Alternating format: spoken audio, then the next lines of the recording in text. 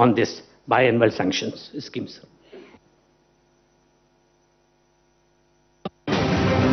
సంపద సృష్టి అంటే ఇది, ప్రజల వద్దకే పాలన అంటే ఇది, గుండె గుండెకు చేరువైన ప్రభుత్వం అంటే ఇది.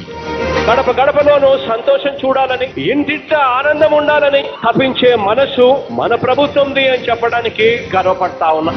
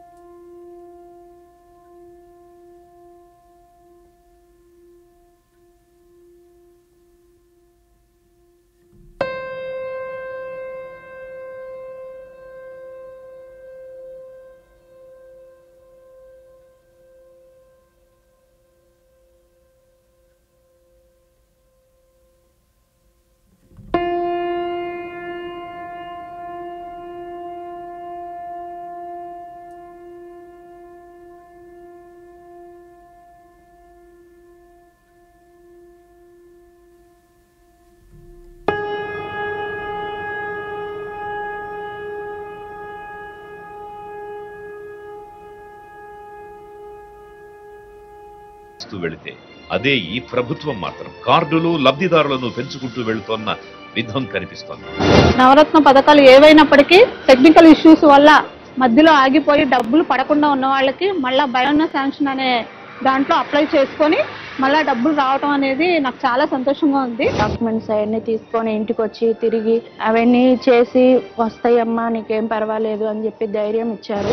2023 ఆగస్టు 1 నుంచి డిసెంబర్ 31 వరకు వివిధ సాంకేతిక కారణాల వల్ల సంక్షేమాభివృద్ధి ఫలం పొందని 68,990 మంది లబ్ధిదారులకు 97.76 కోట్ల రూపాయలను బటన్ నొక్కి వారి వారి ఖాతాల్లోకి నేడు జమ చేస్తున్నారు గౌరవ ముఖ్యమంత్రి శ్రీ వైఎస్ జగన్మోహన్ రెడ్డి గారు.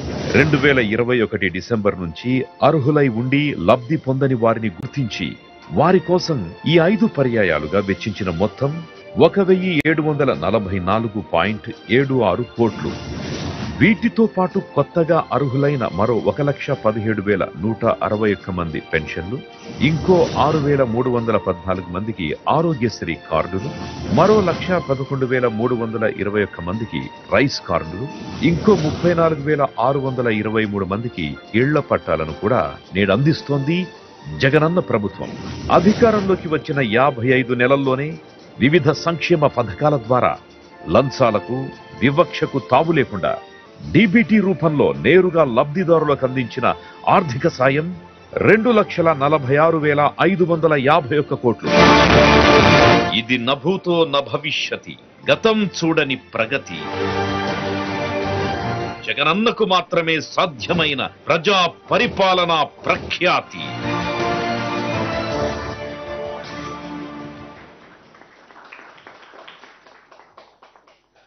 సార్, ఇప్పుడు గవర్నమెంట్ మంత్రి వర్యులు సురేష్ గారిని